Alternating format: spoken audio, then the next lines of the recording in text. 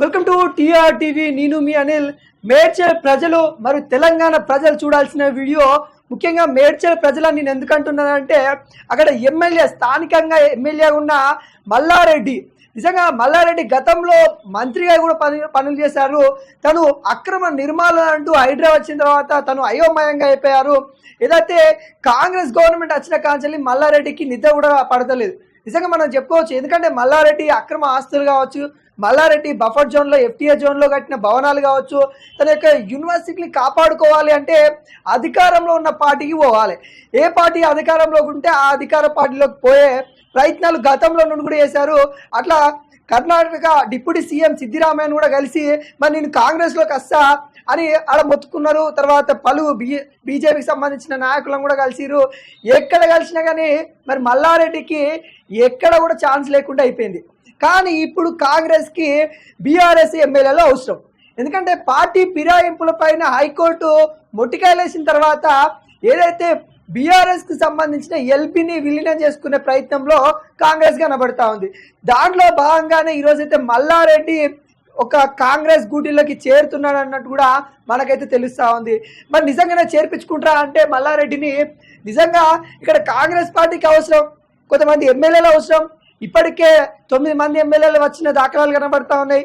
అదేవిధంగా విలీనం చేసుకోవాలంటే 3/4 ఏదైతే ఉందో దాంట్లో విలీనం అయిపోవాలి. కాబట్టి ఎమ్మెల్యేలు దాంట్లో భాగంగానే మల్లారెడ్డి వచ్చడే కాకుండా మల్లారెడ్డికి సంబంధించిన కొంతమంది ఎవరైతే వాళ్ళకు మిత్రులు ఎవరైతే ఉంటారో మల్లారెడ్డికి వాళ్ళ అల్లుడు కావచ్చు, లేకుంటే కొంతమంది బీఆర్ఎస్ ఎమ్మెల్యేలను తీసుకొని కాంగ్రెస్ గూటికి వెళ్తున్నట్టు కూడా మనకైతే సమాచారం వస్తూ ఉంది. ఏదైతే మర్రి రాజశేఖర్ రెడ్డి అంటే మల్లారెడ్డి అల్లుడు ఉన్నారో తనకు సంబంధించిన విద్యా సంస్థలను కూడా కాపాడుకోవాలంటే మరి కాంగ్రెస్ కోరికి వెళ్ళక తప్పట్లేదు. వాళ్ళు గతంలో నుండి కూడా ట్రై చేస్తున్నారు, చాలా వరకు ట్రై చేసినా కానీ మరి మల్లారెడ్డిని రానియకపోవడం వల్ల కొంత ఆలస్యం అయిపోయింది. తర్వాత పార్లమెంట్ ఎలక్షన్ అయిపోయిన తర్వాత చూద్దామన్నారు. తర్వాత చూద్దామని ఇప్పుడు హైకోర్టు ఫిరాయింపుల పైన ఆదేశాలు ఇవ్వడం వల్ల ఎట్టకేలకి కొంత టైం ఇచ్చిన ఈ 2 వారాలలో కొంత టైం తీసుకుంది కావచ్చు. ఆ 2 వారాల్లో కాంగ్రెస్కి సంబంధించి మొత్తం బీఆర్ఎస్ ఎమ్మెల్యేలు కాంగ్రెస్ పార్టీలో చేరేటట్టుగా చేసుకోవాలి. కాబట్టి దాంట్లో భాగంగానే సీఎం రేవంత్ రెడ్డి ఒక ప్లాన్ కూడా పొందినాడు కూడా తెలుస్తా ఉంది. దాంట్లో భాగంగానే మల్లారెడ్డి కొంతమంది ఎమ్మెల్యేలను తీసుకొని మరి కాంగ్రెస్ పార్టీకి వచ్చే దాఖలాలు కనబడుతున్నాయి.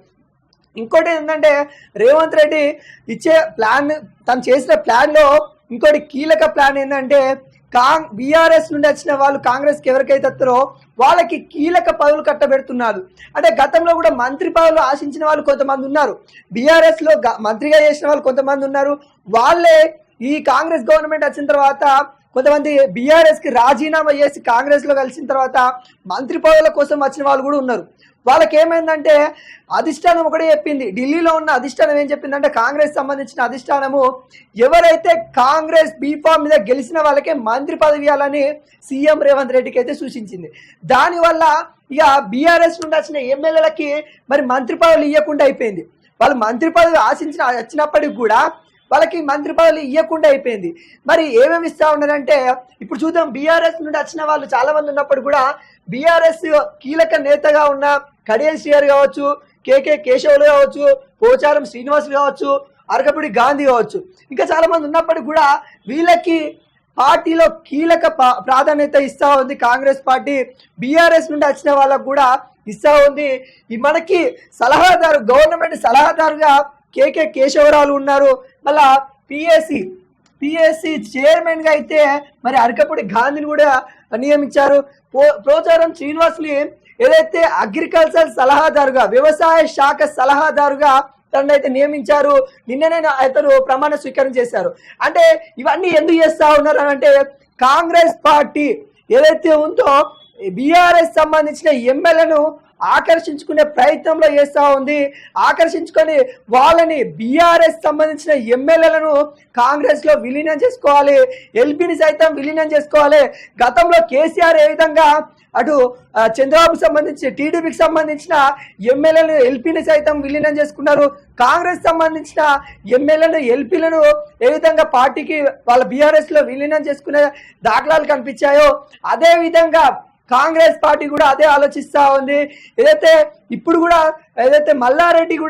మల్లారెడ్డి ఏం చెప్తా ఉన్నారంటే, మరి అధిష్టానానికి ఒకటే చెప్తా ఉన్నారు, నాతోని కొంతమంది ఎమ్మెల్యేలు ఎమ్మెల్సీలు కూడా బీఆర్ఎస్ ను వదిలి కాంగ్రెస్ కి వస్తారు, ఈ జిహెచ్ఎంసీ ఎన్నికల కంటే ముందే మేము వస్తాము, ఇంకా మన జిహెచ్ఎంసీలో ఉత్సాహం పొందించే విధంగా పనిచేస్తామని కూడా మల్లారెడ్డి అధిష్టానం దగ్గర మొరపెట్టుకున్నాడు కూడా తెలుస్తా ఉంది.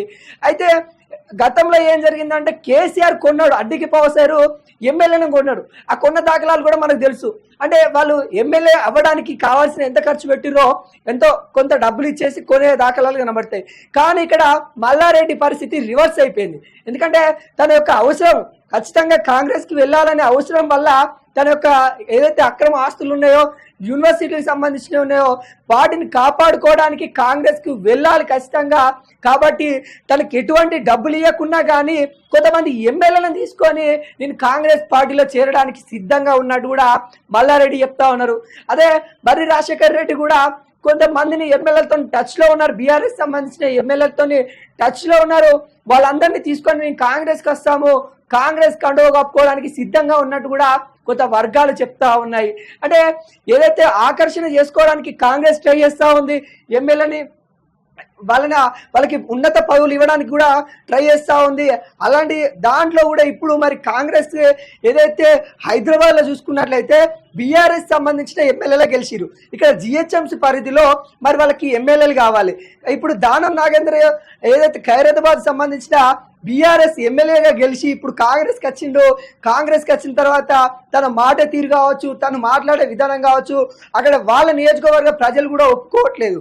తను ఏమైనా మనిషినా దానం నాగేంద్ర మా ఎమ్మెల్యే చెప్పుకోవడానికి సిగ్గుపడుతున్నాం అని కూడా అక్కడ ప్రజలు చెప్తా ఉన్నారు. ఎందుకంటే అసెంబ్లీ వేదికగా తను మాట్లాడిన తీరు, ప్రజల దగ్గర ఉన్నప్పుడు మాట్లాడిన తీరు, అంతెందుకు ఖైరతాబాద్ బడా గణేష్ దగ్గర తను మాట్లాడిన తీరు అక్కడున్న ప్రజలే ఒప్పుకోవట్లేదు. అలాంటి తరుణంలో మరి ఖైరతాబాద్ సంబంధించిన కార్పొరేషన్ ఎన్నికలు జిహెచ్ఎంసీ ఎన్నికలు ఏవైతే ఉంటాయో వాటిని గెలవాలంటే మరి అక్కడ ఒక బలమైన నాయకత్వం కావాలి. ఆ బలమైన నాయకత్వం ఎక్కడి నుండి బీఆర్ఎస్ లో కొంతవరకు ఇక్కడ జిహెచ్ఎంసీ బలమైన నాయకులు ఉన్నారు, వాళ్ళని ఆకర్షించుకునే ప్రయత్నంలో కాంగ్రెస్ ఉంటుంది. ఎవరు వచ్చినా కానీ వాళ్ళకి కీలక పదవులు ఇస్తామని చెప్పకనే చెప్తా ఉంది.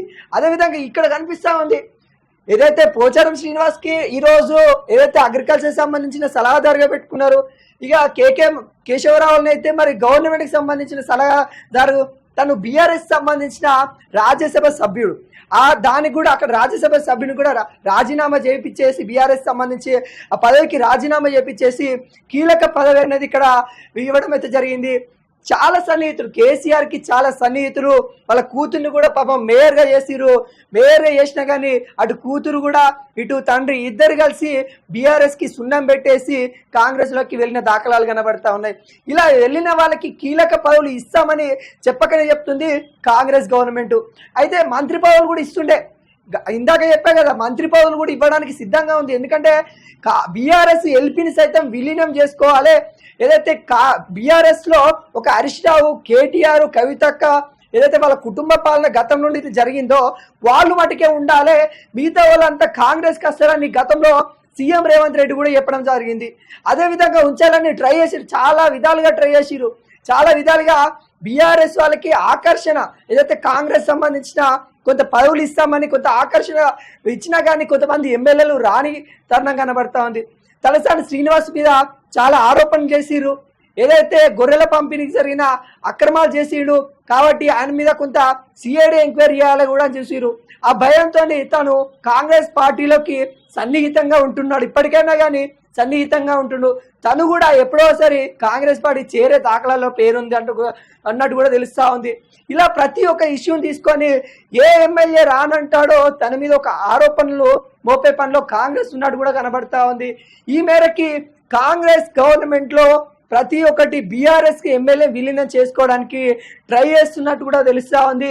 మల్లారెడ్డి ఏ క్షణమైనా, ఇది నిజంగా జరిగే వార్త, ఎందుకంటే మల్లారెడ్డి ఏ క్షణమైనా వాళ్ళ అల్లుడిని తీసుకొని మర్రి రాజశేఖర్ రెడ్డిని తీసుకొని ఎప్పుడైనా ఇంకో కొంతమంది ఎమ్మెల్యేని దాదాపుగా 4 ఎమ్మెల్యేని పట్టుకొని వచ్చే దాఖలాలు కనబడతా ఉన్నాయి.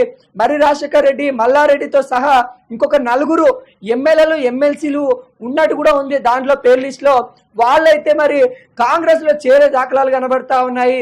దీంతో కొంతవరకు బీఆర్ఎస్ కు దెబ్బతీసే కార్యక్రమంలో సీఎం రేవంత్ రెడ్డి ప్లాన్ చేస్తున్నట్టు కూడా తెలుస్తా ఉంది.